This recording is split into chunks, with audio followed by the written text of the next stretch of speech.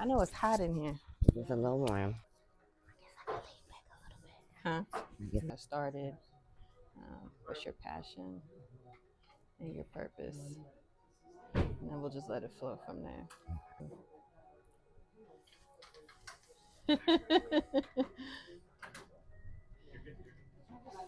Okay, wrong. 5. Hi, welcome to Westside Community Incubators. We are here at Nevada Partners. Thank you so much for joining us. I have a special guest today, and I appreciate you so much for joining me. I'm going to go ahead and let her introduce herself. Thank you for having me. Good morning.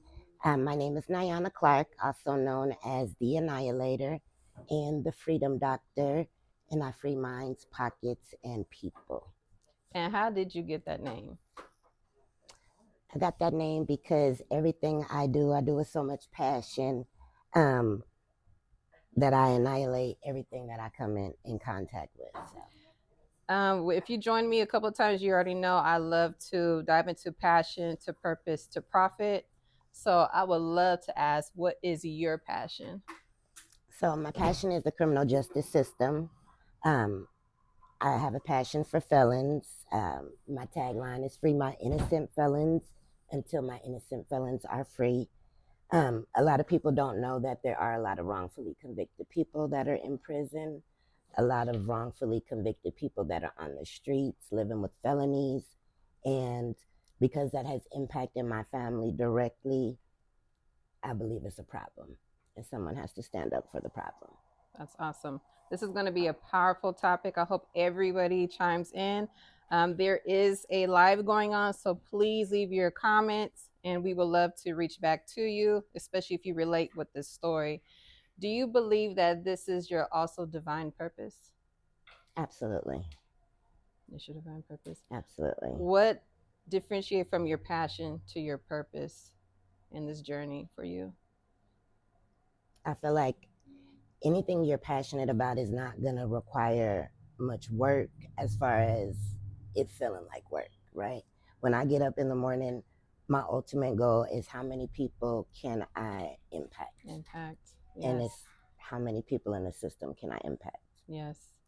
Talk to me about your journey on how you first began your passion. So I want to say it was by accident, but nothing I have learned in life is by accident. Everything right? is divine purpose. So in 2002, my, at the time, children's father was convicted at trial of 11 to 45 years. He was found guilty of 9 felony charges, which resulted in an 11 to 45-year sentence. Wow.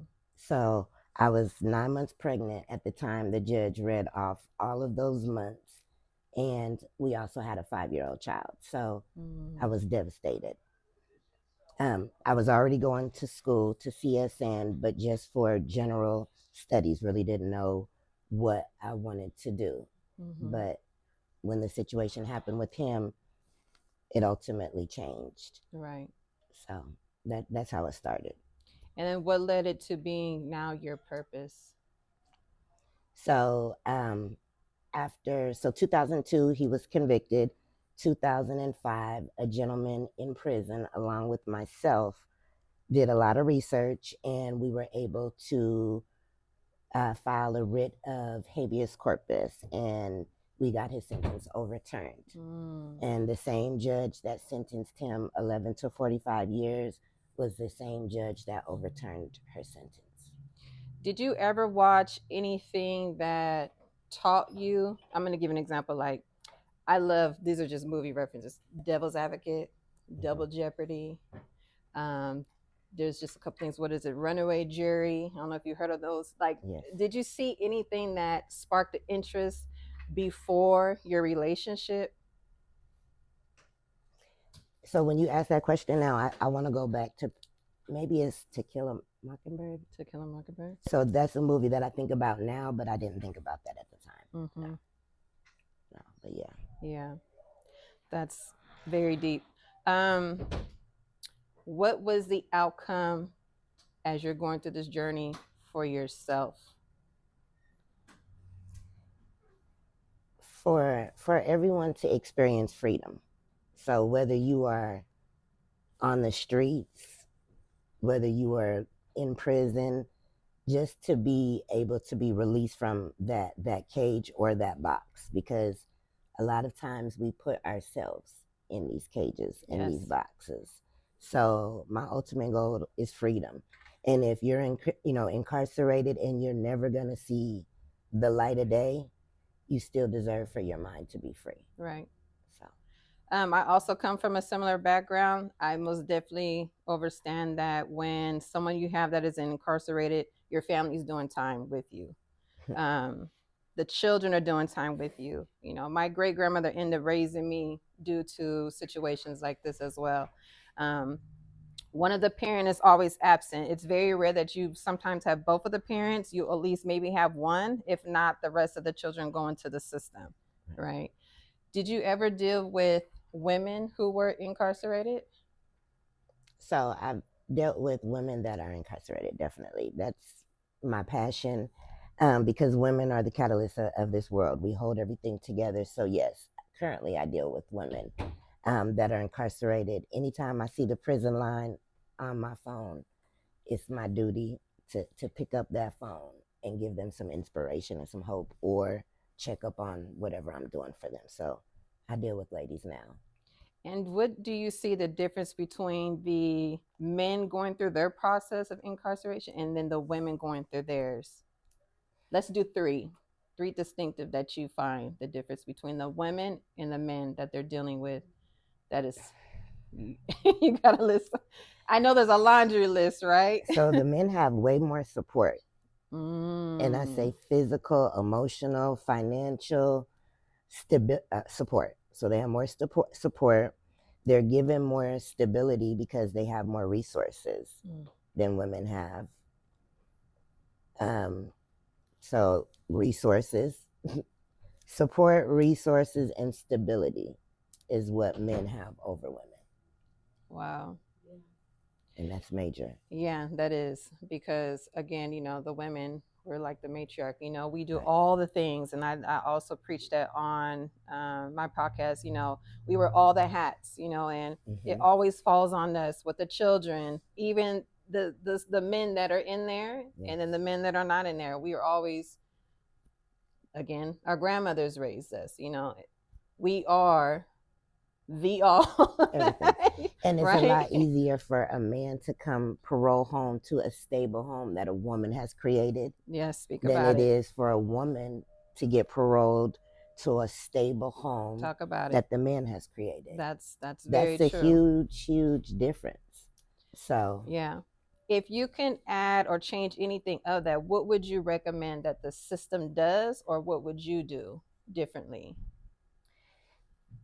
I would recommend that the system offers more resources for the women, because if we're talking about equality, which is what everybody talks about, well, let's talk about equality after incarceration. Okay.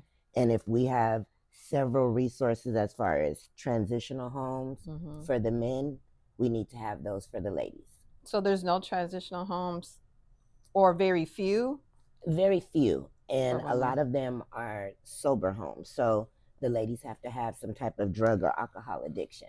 And that's even if that was a case. And a lot of them don't have or may not have that type of issue. So now, if they don't have a stable, parolable home to go home to, then they are sent to a different prison to finish the rest of their time, which is absolutely ridiculous. Yes. Wow. That's that piece. I never knew that. Okay, so that's one. What would be another that you would see is needed? So definitely housing. Really trying to get these children and these parents back together. Yes. Because if you go to the system and you listen to a family court judge, they're going to say the best interest of the child. After a parent has gone through the incarceration phase and they've paid their dues, they've done their time, now it's time to get the children back with their parents. Right. I'm big on children being with their parents I second if that. they are capable. Because we Correct. want to have capable parents, right? We don't want to just throw these Absolutely. kids back to them just because they're mama or daddy, but Correct. we're going to build them up so they're good, responsible, capable, nurturing Yes. parents. Yes. So, And also, it's almost like we all know the system is a system, and the resources from the inside should prep you at least to do that on the outside. absolutely. So if we have something that is prepping the women and the children, okay, let's just okay. So a lot of children are not able to go see the mother. I remember the days of being able to go see my mom, and I remember the days of not being able to see her. I do want to tap on the child side too. And then if the women are able to have some type of healing, which is what I love to talk about, because all this stems from their childhood Right. trauma. How can we nurture them, take care of them, heal them before they go and meet up with their children so they are capable of doing things like that? And then when they come out, which is something that I eventually want to work on, I think we spoke about that too, is helping children with incarcerated parents. So, you know, there's a lot of things and activities and things of just bonding. They do it all the time for jobs. You know, they take them out on bonding and experiences, things like that. You know, we're very involved. We're not really involved, especially in the Black community. We're not really involved in things like that when it comes to, I'm not saying there's none, but very few. Yeah. And I love the proactive approach. And that's why I'm dedicated to getting into prison and dealing with the ladies, because the ladies that come into the transitional home that I want to provide, I want those handpicked for success. Yes. And I say that because you know the ones that want it and you know the ones that don't. Absolutely. And I solely want to deal with the ones that want it, that want every single thing they can get, because so much time has been spent and lost and wasted. Right. And also to prep them for when they get out, because when they get out, this is a culture shock to them. Yeah. Being free sounds beautiful until you do it. And time changes quickly.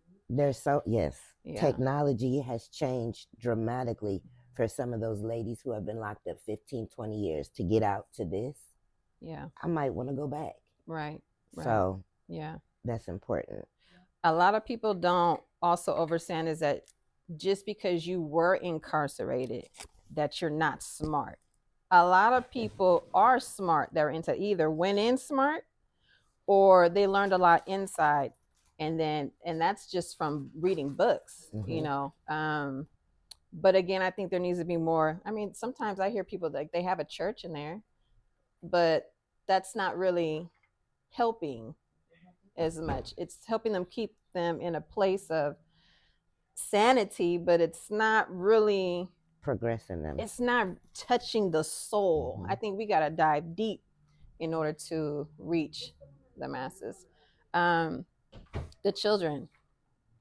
Let's talk a little bit about the children. What is your vision for the children and the parents? Like you said, transportation, being able to, first of all, it costs. Prison costs money for us on the outside.